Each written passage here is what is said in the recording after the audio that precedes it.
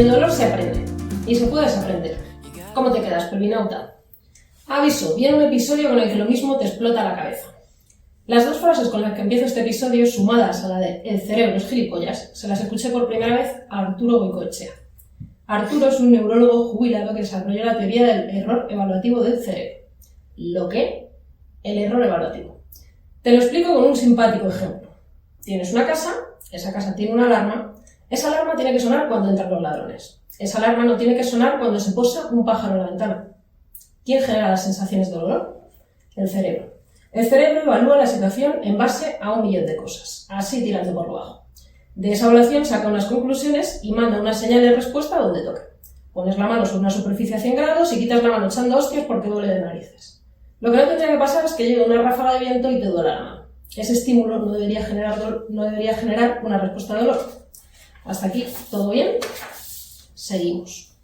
El caso es que hay personas que desarrollan dolor persistente u otra clase de síntomas a los que nadie les encuentra una explicación médica.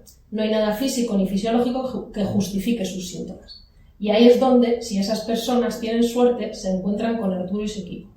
Maite Goicoechea, fisio; María Jiménez, fisio y terapeuta ocupacional; Inés Goicoechea, doctora en biometría e ingeniera. Los cuatro forman GOIGRUP, que significa algo así como el grupo de lo de arriba, y les viene el pelo. Ojo, cuidado, aquí puedes estar pensando que esto va de psicología, y no, va de biología. Pero aquí ya no me meto en más berenjenales y vamos con la entrevista para que ellos mismos nos puedan explicar un poquito más todo esto. Y yo quiero empezar por el principio. Quiero saber a vosotros qué os hubiera gustado hacer cuando erais pequeños. ¿Quién quiere empezar? A ver, me gusta. Me gusta. Eso no lo Yo creo que de pequeño quería ser mayor. Sí. Para poder hacer lo que quería hacer, ¿no? Y entonces no me atrevía. Pero vamos, lo primero que se me coló era que quería ser músico. ¿no? Y mi madre me dijo que no, ni hablar. Las madres de aquella época ya tenían hijos con un proyecto a través de los hijos para... Luego quise hacer matemáticas y tampoco. Entonces me dijo, tú vas a ser ingeniero de caminos. Que había una familia, un tema de trenes y tal. Y bueno, luego, por suerte, cogí la tuberculosis. Yo tuve 1 año y medio ingresado. Por suerte. Y allí me atreví. Sí, a veces cosas que parecen de inicio malas se convierten en periodos fructíferos, ¿no? Yo fue 1 año sabático, 1 año y medio, que me lo pasé pipa allí en un sanatorio en la sierra, donde teníamos unos cuantos universitarios y 2 o 3 universitarias. Y hacíamos lo que nos daba la gana. Entonces, como era así, pues decidí cambiar de carrera, no ser ingeniero y ser médico. Entonces, y luego ya una vez siendo médico ya decidieron por mí que tenía que hacer neurología. Entonces, me mandaron ahí y ya está. Y siendo neurólogo yo por fin ya decidí no ser un neurólogo convencional, sino todo lo contrario. Ya está aquí.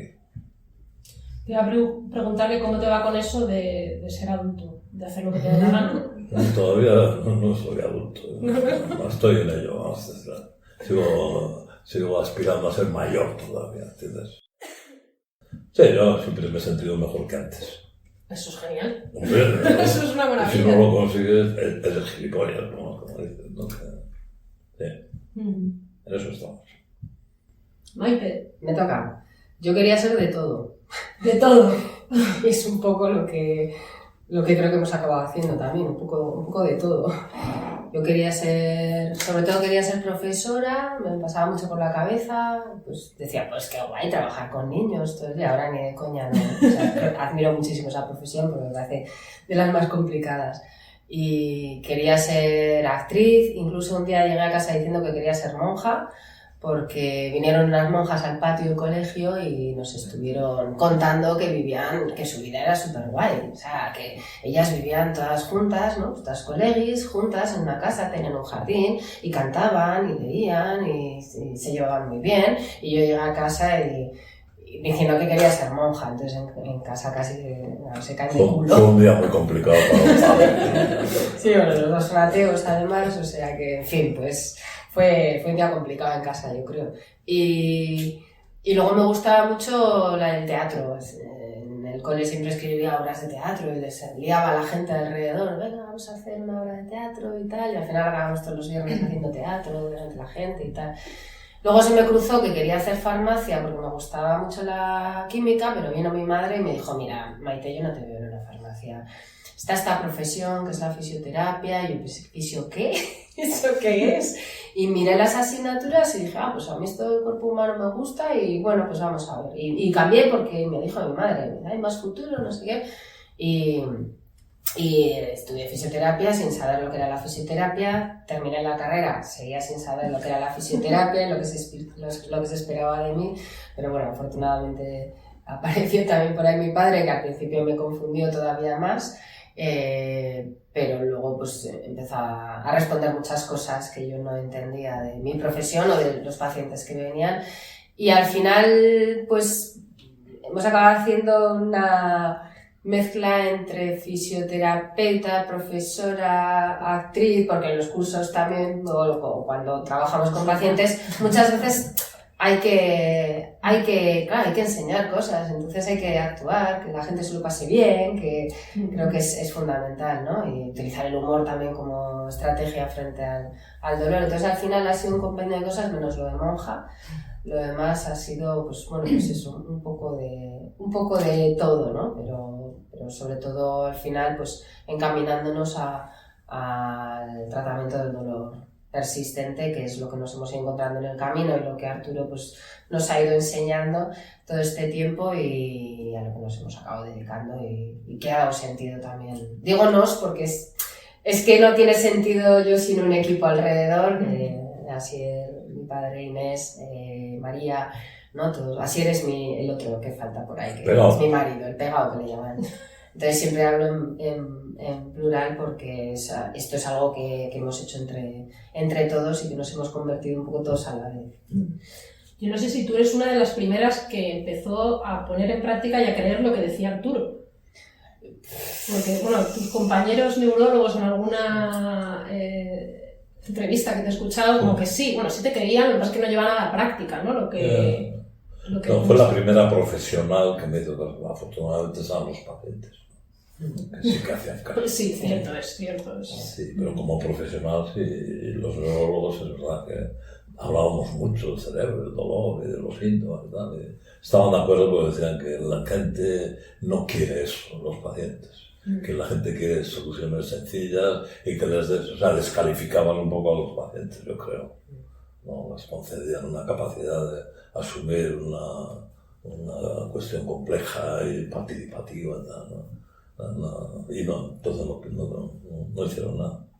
Luego sí que hubo un médico de atención primaria que vino, se interesó y cuando me jubilé, pues me animó y se puso en marcha el proceso de los grupos de migraña. Luego aparecieron otros y tal. Pero cuando eso sucedió ya estábamos aquí los goicos en marcha y el pegado, por supuesto. ¿Y tú, María?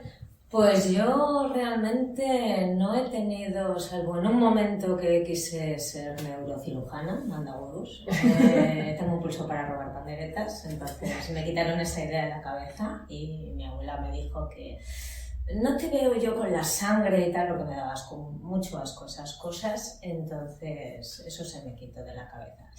Pero realmente pues yo de niña, así, eso es lo que tengo claro que dije en su día, pero inquietudes muchas. Se me ha cruzado por la cabeza pues ser actriz, me hubiese gustado dedicarme al teatro, al baile también. Luego profesora también me llamaba la atención porque tenía un abuelo que era profesor y entonces pues eso me llamaba también. Y bueno, pues diferentes cosillas que han ido pasando por la cabeza, pero que nadie les veía ni futuro, ni oficio, ni beneficio y que se iban quitando, ¿no? Y realmente, bueno, pues lo último ya que fue la medicina. Pues para medicina, tuve la gran suerte o desgracia, o no sé cómo decirlo, porque igual no hubiese acabado haciendo lo que hago si hubiese podido acceder a medicina, porque no saqué la nota. Y yo volví a hacer selectividad, bueno, me fui a hacer ingeniería química, empecé a hacer otras cosas, volví a estudiar y volví a hacer otra vez selectividad para subir la nota y me quedé ahí en las puertas. Y entonces empecé terapia ocupacional, que no tenía ni papa no sabía lo que era, pero ahí me metí y 2 meses llevando haciendo terapia ocupacional me llamaron de medicina que tenía plaza y dije que no, que había encontrado pues de repente algo que estaba realmente con el paciente y eso es lo que me gustaba porque sí tenía claro que tenía que ser con contacto con personas, eso sí. Y luego a raíz de ahí la fisioterapia nunca me ha gustado, pero conviví con 2 fisios y me abrieron las puertas a la fisioterapia y lo que tenía claro es que no quería trabajar. Entonces, porque me gustaba mucho aprender y yo si me hubiesen pagado por seguir estudiando, pues lo hubiese salido haciendo. Y nada, y me metí en fisioterapia. Y bueno, pues de ahí poco a poco empecé en el mundo laboral y al final, bueno, pues hemos derivado en todo esto. Y es cierto, y es lo que dice Maite, ¿no? Que al final haces una combinación de varias cosas que han sido cosas que te han podido gustar, o has tenido como inquietud en tu vida y que lo estás aplicando ahora todo en conjunto, entonces es maravilloso. Sí. Es estupendo. Eso, que nadie nos diga que se pueden al final unir todas estas cosas que habéis dicho ¿no? Bajo el paraguas de fisioterapeuta ocupacional o neurólogo, pero que luego hay un montón de cosas más. Es una maravilla. Tenía yo la duda de si habías hecho la terapia ocupacional antes o la fisio. Antes. La terapia ocupacional la hice antes y eso también me dio una visión que en fisioterapia no me dio. Y eso, claro, yo no entendía cómo en fisioterapia diseccionaban el cuerpo cuando a mí me tocó estudiar, ¿no? Y el movimiento y tal y cual, cosa que la terapia ocupacional no hacía. Y la terapia ocupacional estaba mucho en la actividad. Entonces yo no entendía cuando movían un brazo ahí aisladamente, con parámetros y tal. Entonces, claro, cuando llegué a fisioterapia me chocó todo mucho. No tenía yo ese concepto del cuerpo, no venía con ese concepto, ¿no? De lo que había estudiado. Y bueno, eso ha sido un complemento maravilloso también, y verlo todo de otra manera, ¿no? Que ya la fisioterapia ya va por ahí, pero a mí cuando me tocó no iba por ahí. Al hilo de esto que dices, me ayudó a entender que es un organismo moviéndose y con un objetivo interactuando una profesora de violonchelo. Me ayudó a entender el cuerpo y la relación con un chisme para hacer música sin miedos, jugando, y aprendí a relajar y sentir todo el cuerpo interactuando de modo... Ahí aprendí mucho. O sea, que es bueno estar en muchos sitios para, y crear puentes de aprendizaje que no vengan directamente de la academia, de los papers, de la evidencia, de la madre que la parió, no sé. Bueno, pues hay que estar abierto, ¿no? Sí. El aprendizaje está por todas partes. Totalmente. Yo creo que una de las momentos de mi vida en los que he aprendido más de cara a los pacientes y cómo se sienten y tal, es cuando yo he sido paciente. Sí. A mí me han operado, a mí me han hecho cualquier cosa. Y joder, sí. Ahí es donde más aprendes. Sí.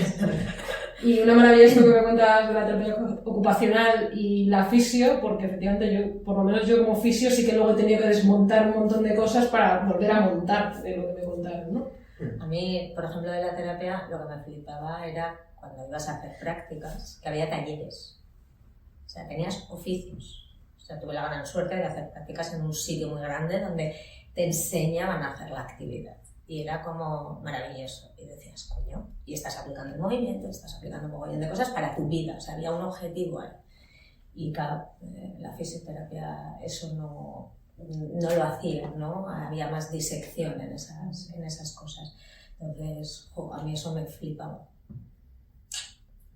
Sí, yo creo que la fisioterapia tradicional peca un poco de centrarse en el músculo como el eje de todo, ¿no? El ejercicio, la musculación y el músculo para aquí y para allá, ¿no? Y pierde perspectiva la tarea, ¿no? El objetivo, la interacción con un proyecto, un proceso de desarrollo, de aprendizaje. Yo creo que eso afortunadamente está cambiando, creo, ¿no? Sí. Entonces...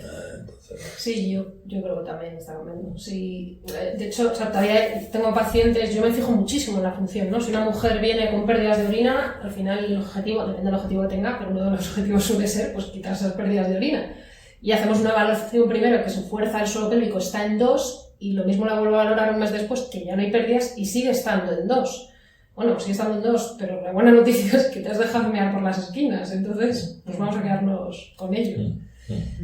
¿Y vosotros cómo os encontráis? Porque bueno, tengo bastante claro cómo os encontráis Maite y Arturo, pero María no. Pero bueno, no lo sé si a lo mejor hay alguna historia curiosa.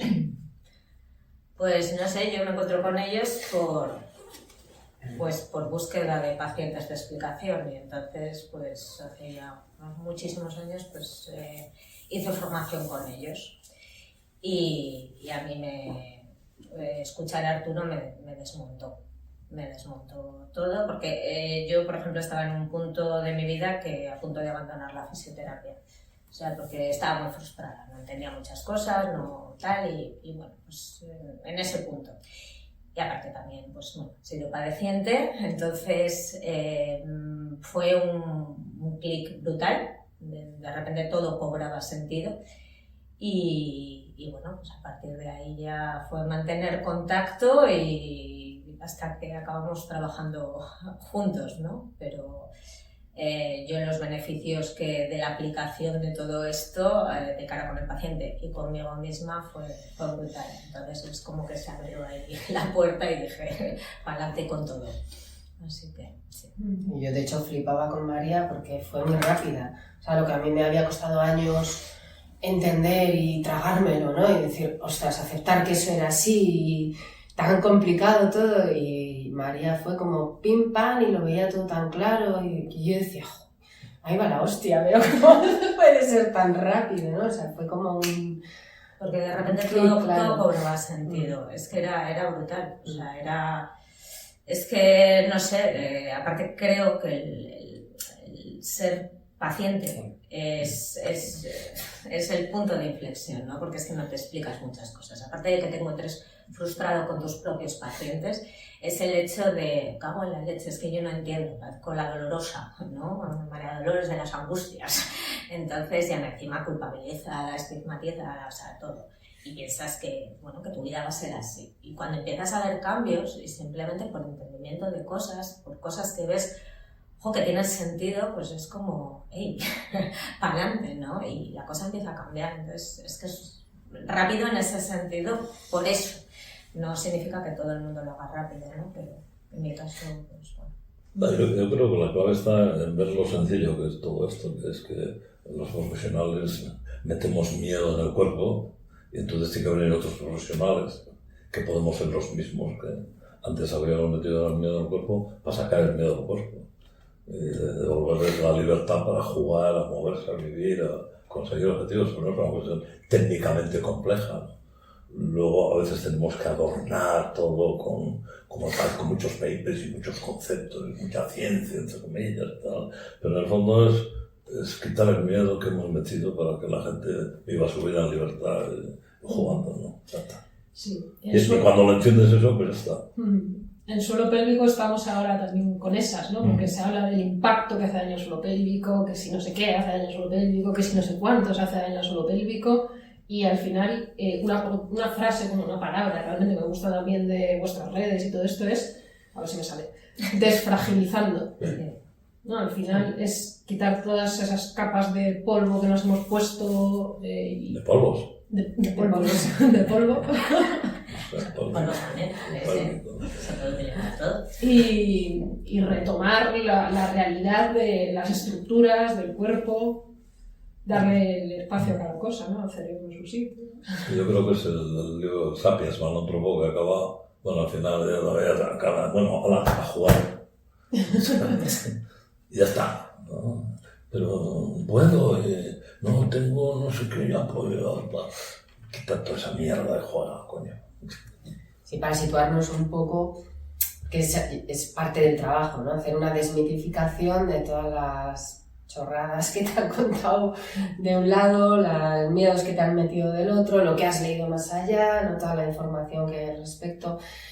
Entonces hay una primera parte, digamos, donde la persona adquiere un conocimiento que le permita comprender en términos fisiológicos qué es lo que le está sucediendo, ¿no? Bueno, pues es tener ese conocimiento, y luego efectivamente hay un trabajo de desmitificar, ¿no? Vale, una vez que entiendo lo que me está pasando, que no se me está yendo la pinza, mi dolor es real y está producido por estructuras reales y se puede explicar todo desde la biología, gran parte, porque eso la gente lo entiende muy bien. O sea, los niños y las niñas lo entienden también muy bien. Tenemos niños a veces muy chiquitines y les explicamos y lo entienden fenomenal. O sea, que la parte de reconceptualización, donde la persona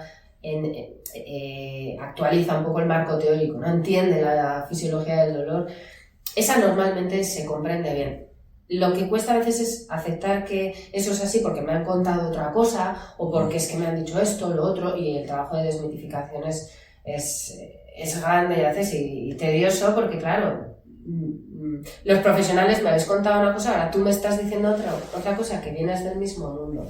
Y luego, y yo creo que en dolor pélvico esto cobra una magnitud mayor, es el sufrimiento que llevan a cabo estas personas, ¿no? Yo no sería capaz, por ejemplo, ahora de relatar un caso clínico concreto, porque esa persona probablemente se sentiría identificada, diría, está hablando de mí, esa persona en concreto, porque cada historia es una historia donde se han dado condiciones comunes, pero que es muy concreta. O sea, hay tantas historias luego como pacientes, ¿no? Por eso es difícil hablar igual de un caso clínico que digas, ¡guau! Pues esta persona, mira lo que le pasó, porque esa persona va a decir, es que está hablando de mí.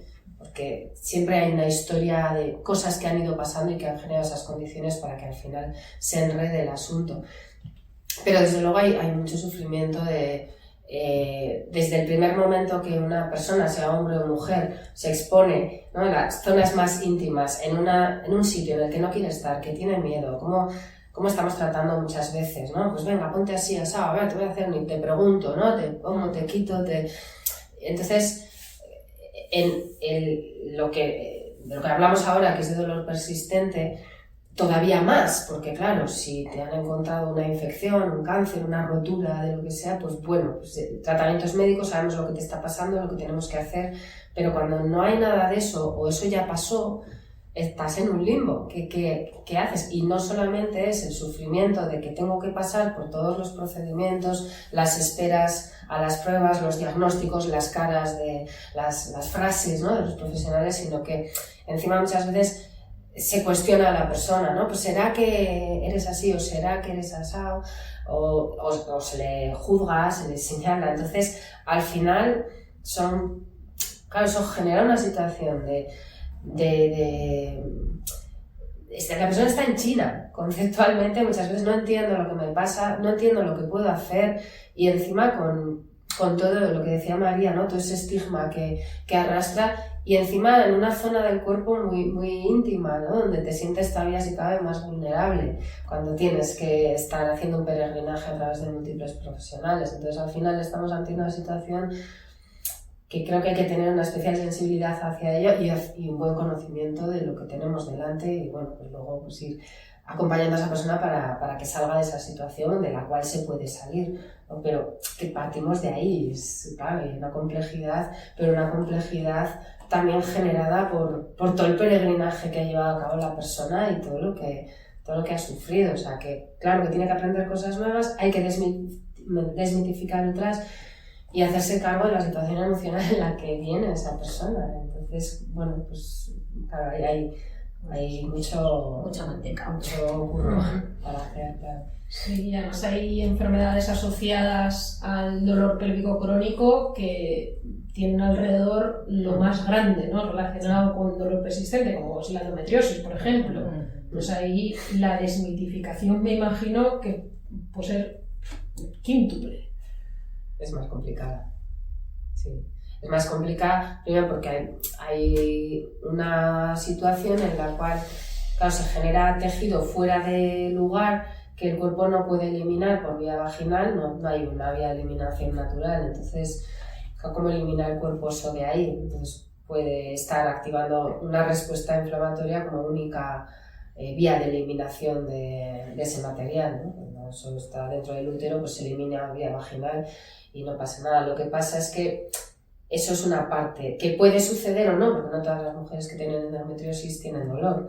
O sea, puede suceder o no está tampoco muy claro, y sí que te encuentras, ahora va a aclarar Arturo, que se está removiendo, pero sí que te encuentras, ¿no?, evidentemente toda esa bioquímica, y ahí está la hipótesis de que la inflamación sea la única respuesta como un mecanismo de eliminar eso, ¿no?, una respuesta al cuerpo extraño.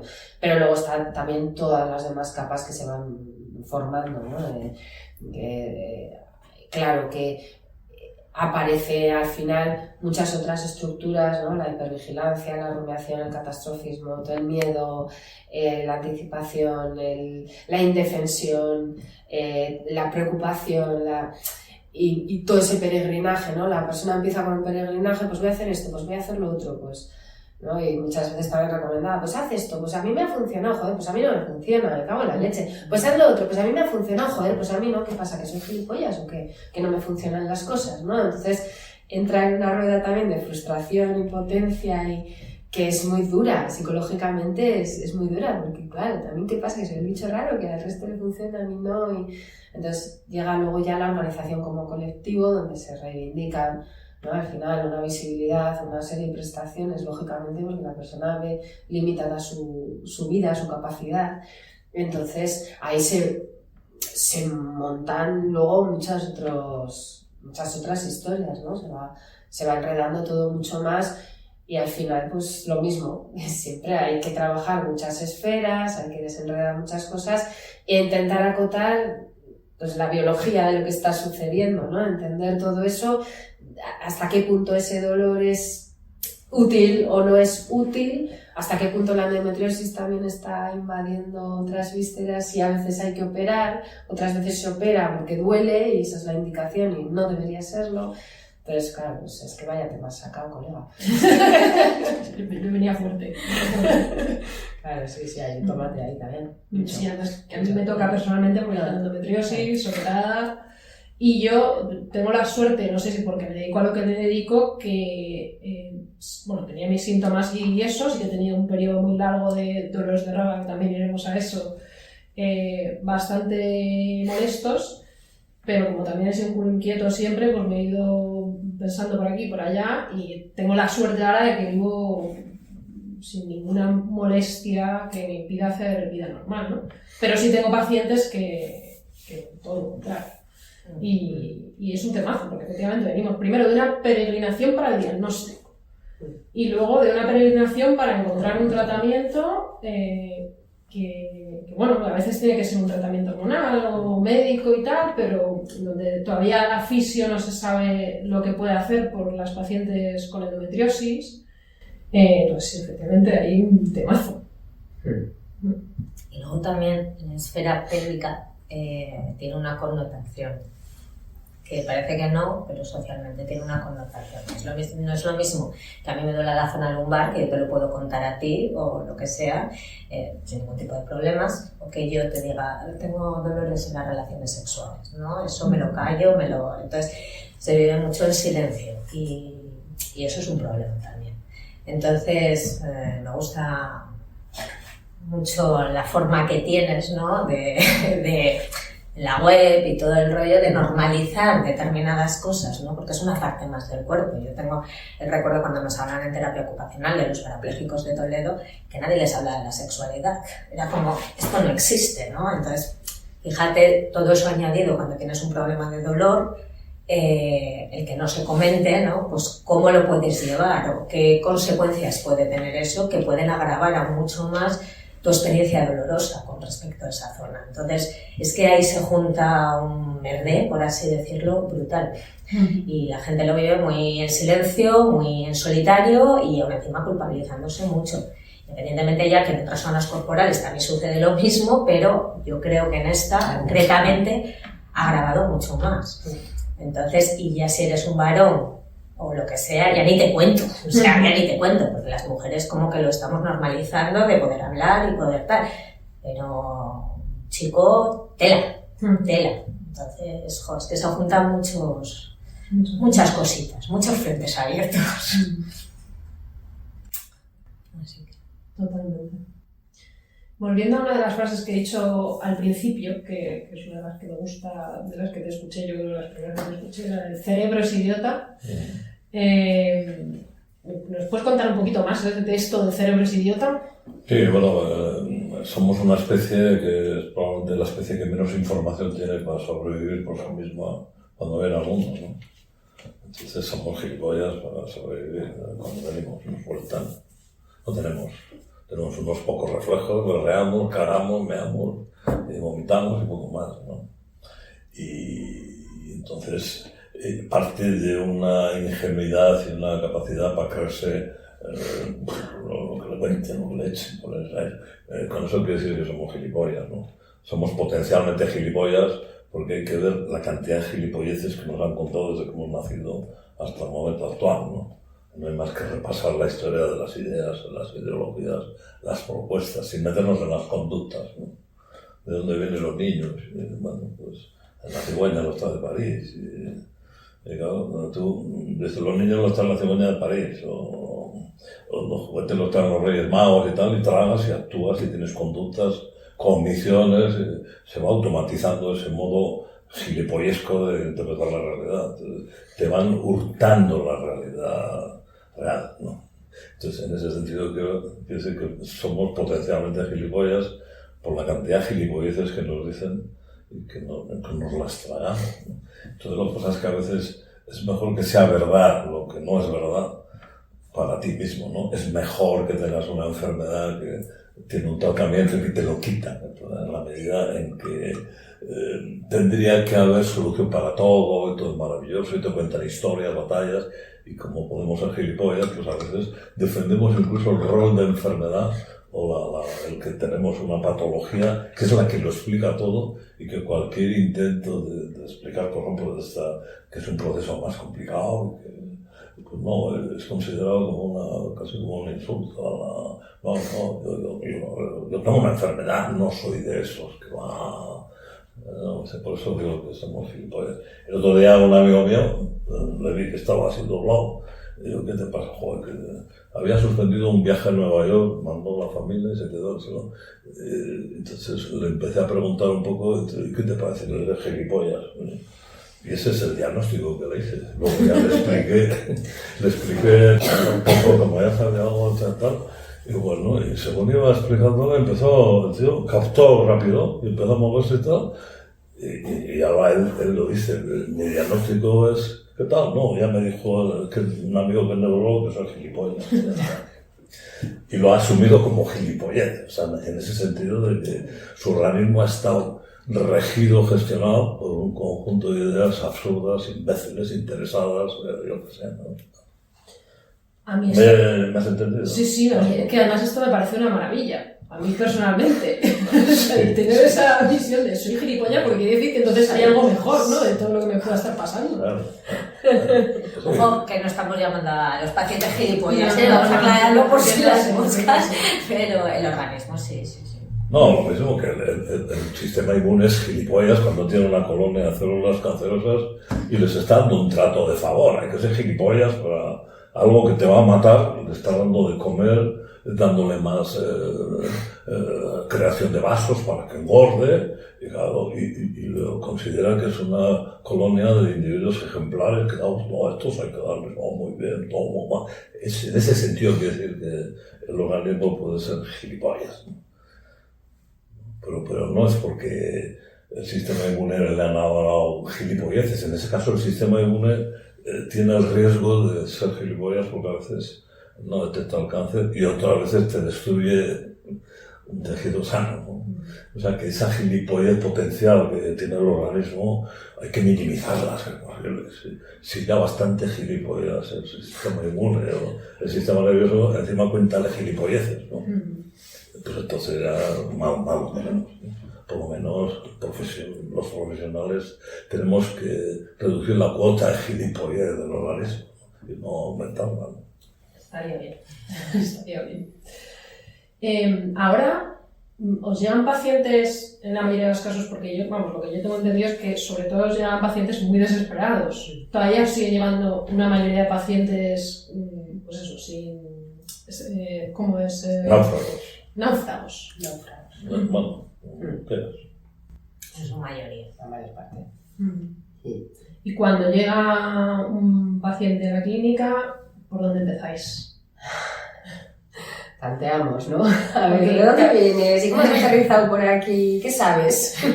¿Qué sabes de todo esto? Porque dependiendo cómo venga, no, pues igual hay gente que se ha tropezado aquí y a ver si estos me ayudan y ya está. Entonces, claro, chocas con la expectativa que trae la persona, pues a ver si esta me lo quita o a ver si no sé qué, ¿no? Entonces, bueno, cuando ya vienen un poco, ya saben de qué va el asunto, un poco, pues eso ayuda mucho a ahorrarse los preliminares, porque a veces ese choque de expectativas es complicado. O sea, al final yo voy a un fisio pensando que me va a quitar el dolor. Claro, nosotros no podemos quitar el dolor desde fuera. No es que no queramos o no sepamos, es que no se puede, son procesos internos, ¿no? Pero la persona viene con esa idea de que me van a quitar el dolor, a ver si esta me acierta, o a ver... Entonces a veces, no, María, esa expectativa previa es lo más complicado, ¿cuánto llevas con este dolor? Pues no sé cuántos años, ¿no? ¿Y cuántas cosas has probado? ¿Cuántos fisios has visitado? ¿Y cuántas medicinas has probado? O sea, igual empezamos poniendo en cuestión un poco la lógica con lo que se ha abordado el problema o las soluciones que se han intentado utilizar para solucionar el problema y que no están funcionando. Es como, bueno, pues ponemos un poco eso en cuestión, ¿no? Y que te hace pensar que yo te voy a ayudar de la misma manera si nada de eso te está funcionando. Igual hay que darle una explicación distinta o utilizar una lógica distinta de donde emerjan soluciones diferentes y vamos a explorar esa vía, ¿no? Pero a veces esa es la parte más difícil, le estás presentando un cambio de paradigma al final, que es complicado, que no es muy famoso en el sentido de que no...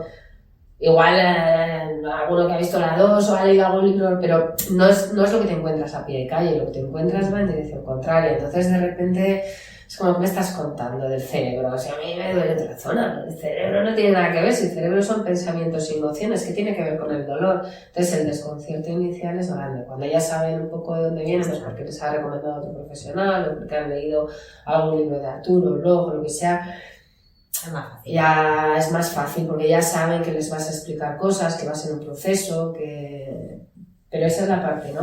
La parte más complicada, la primera consulta donde tienes que ver qué es lo que trae de casa, qué está buscando, ver si eso está funcionando o no, y si no está funcionando, que es lo que suele pasar, ¿no? En un náufrago que le llama Arturo de la medicina, pues empezar a poner eso en cuestión, porque evidentemente algo no va bien si llevas no sé cuánto tiempo con dolor, has visto 25 médicos y 30 fisios y estás igual o peor, pues igual lo que está pasando es otra cosa, ¿no? Entonces, no sé si quieres añadir, María.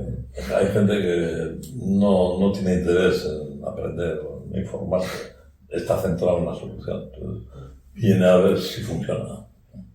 Y otros no quieren otra información, ya creen que tienen la información científica validada por los expertos oficiales y tal, y entonces rechazan cualquier tipo de información que sea distinta a la que ya tienen y que creen que es la única que merece la pena ser creída, porque está validada por el profesor no sé qué, el otro de la moto, la asociación de no sé qué,